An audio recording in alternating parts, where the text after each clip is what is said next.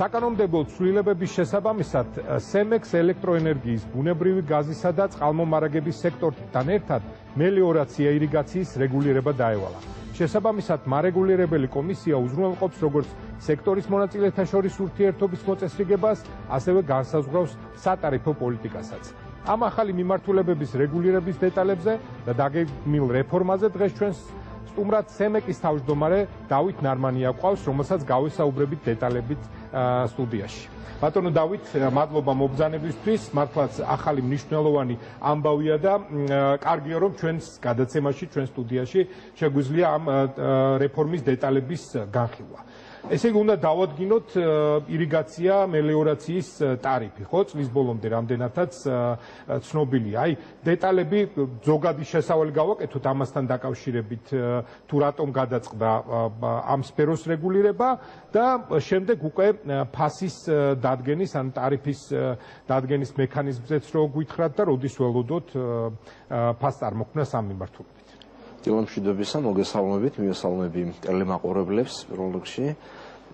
კომისიას გასულ წელს კანონში მიღებული ცვლილებების მიხედვით დაევალა მელიორაციის საკითხების რეგულირება, ისევე როგორც სამ სექტორს ვარეგულირებდით ჩვენ აქამდე.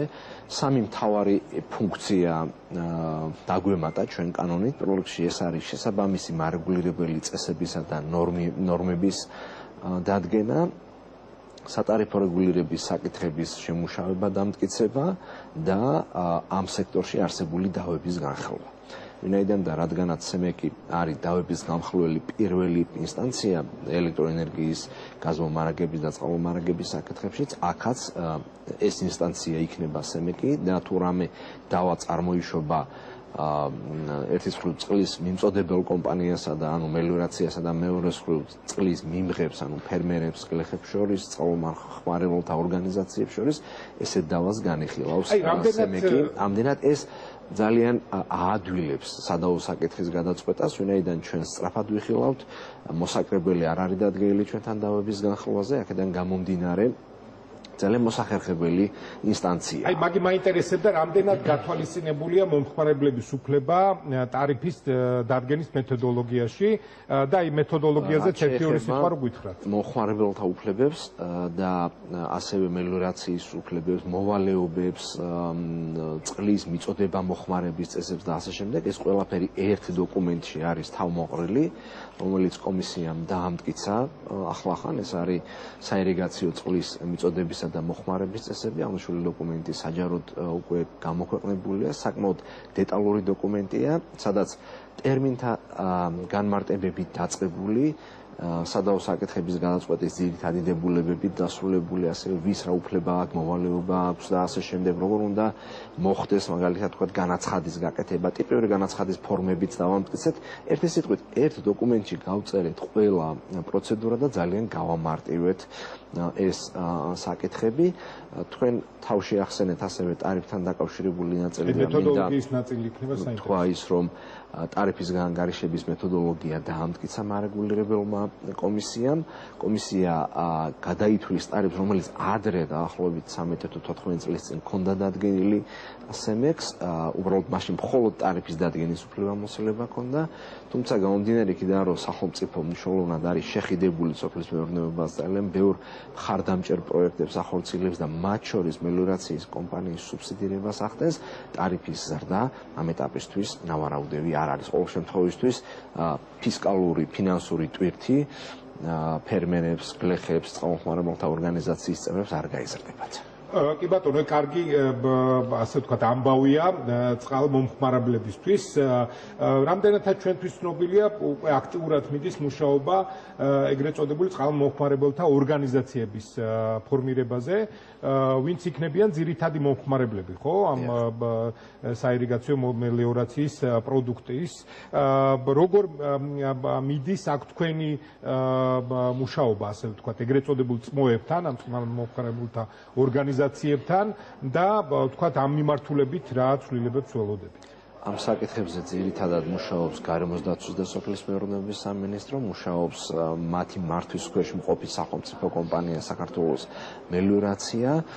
მარეგულირებელი კომისიის უფლებამოსილებები ამ ნაწილში არის მათი ინფორმირება, შესაბამისი, ესე თქვათ, თუ სადაო საკითხი იქნება წყალმომხმარებელთა ორგანიზაციას და მელიორაციის კომპანიას შორის ამ დავის განხილვა, ამდენად აქ იგივე წესებით და მათ შორის ყველაზე მთავარი კანონით ჩვენი მელიორაციის კომპანიის სახელმწიფო უფლებამოსილებები ძალიან მკაფიოდ არის გაწერილი და ერთმანეთისგან გამიჯნული. მნიშვნელოვანია წყალმომხმარებელთა ორგანიზაციების შექმნა, ვინაიდან ისინი იქნებიან გარკვეული, ესე თქვათ, რგოლი, რომლებიც მართავენ მათ არეალში წყლის განაწილებასთან დაკავშირებულ საკითხებს და ძალიან ბევრ ორგანიზაციულ საკითხებს დაახლოებით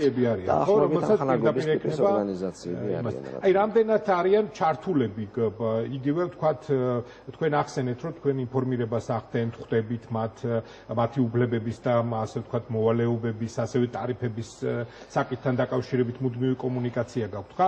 ეს რაღაცა მუდმივი მოქმედი მექანიზმი თუ იარსებებს წყალმომხმარებელთა ორგანიზაციების ჩართულობის ზოგადად აი საირიგაციო პოლიტიკის და იგივე სატარიფო პოლიტიკის წარმართვის კუთხით. რამდენადაც თქვენთვისაც ცნობილია და ჩვენი მაყურებლებისთვისაც სემეკი როცა იღებს განაცხადებას, ეს განაცხადებები არის ღია და საჯარო და მას წინ უძღვის ადმინისტრაციული წარმოება და სამუშაო შეხვედრები. ის წესი, რომელიც ჩვენ დავამტკიცებთ, ხო?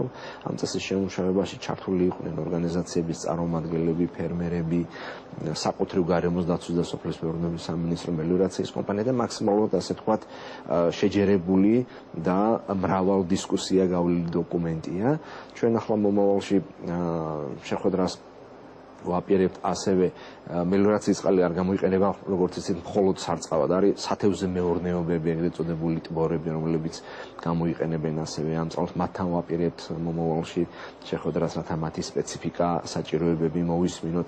არის ასევე მელიორაციის სისტემაზე 20-ზე მეტი მცირე და საშუალო ჰესი განთავსებული ამ ჰესების მეპატრონეებთან, ამ წყლის უწოდებასთან დაკავშირებულ საკითხებზე. კი ბატონო, და არის ასევე ცალკეული წარმოებები, რომლებიც საწარმოო ციკლში თავისი ასე თქვა ტექნოლოგიებიდან გამომდინარე იყენებენ ასევე მელიორაციის სისტემიდან აღებულ წყალს. ასე რომ სხვადასხვა ტიპის მომხმარებლები არიან, რომელთაც ჩვენი წესები დაარეგულირებს. ეს სავარაუდოდ ევრო რეკომენდაციების და ევრო სტანდარტების შესაბამისად მიმდინარეობს, ხო? აი მოკლედ რომ მიპასუხონ აქ უფრო მეტწილად ჩართული იყო მსოფლიო ბანკი, ვინაიდან ერთ-ერთი მნიშვნელოვანი დონორია, რომელიც აფინანსებს მელიორაციის სისტემის საინჟინრო და ინფრასტრუქტურის მოწესრიგების სამუშაოებს, ასევე ბიუჯეტიდან ფინანსდება, იცით თქვენ, ინფრასტრუქტურის მდგომარეობა წლიდან წლამდე უმჯობესდება მელიორაციის ნაწილში. ამდენად ერთის მხრივ საკმაოდ სერიოზული ინფრასტრუქტურული სამუშაოები მიმდინარეობს, მეორეს მხრივ ეს ახალი რეგულაციები მოგცემს აუცილებლად შედეგს და უკეთესი, ესე თქვათ, სფერო დაალაგდება, ასე თქვათ, ეტაპობრივად დაალაგდება, კი ბატონო. კი ბატონო, ძალიან დიდი მადლობა. მე კი შეგახსენებთ, რომ ჩვენთან მადლობა მოწვევისთვის.